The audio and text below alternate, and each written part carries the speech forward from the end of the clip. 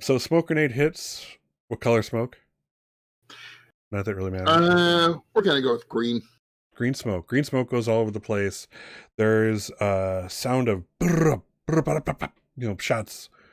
And when the smoke clears, Lionel is on the far side from the shooter, like on the other side of the pallet, kind of hungered down. Yeah. And the guy with the rifle no longer has it.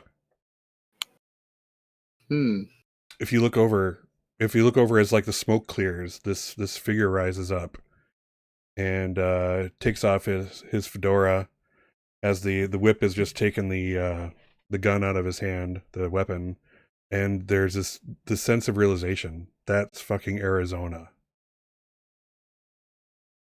And I don't know how to feel about that anymore. Well, there's one more post scene here, and it takes place in a cargo container, a home, and this guy's in there, and he's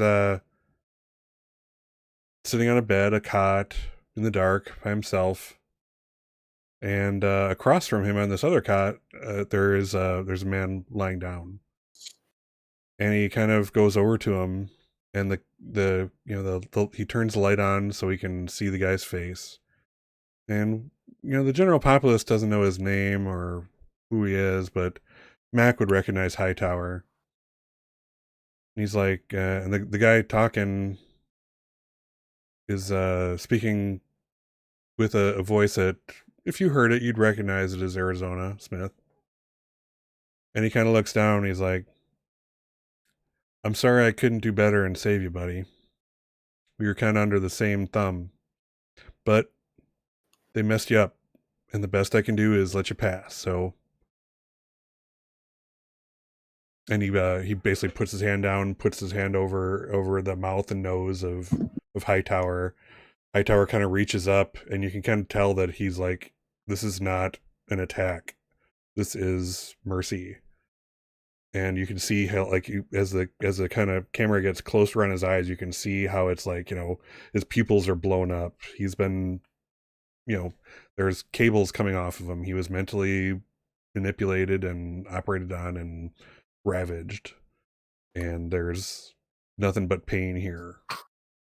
And he at the end. He kind of struggles because that's what humans do. We want to survive. But in the end, he kind of goes limp. Arizona kind of takes a step back and shakes his head sadly. And he's like, I think it's time I took over the gang.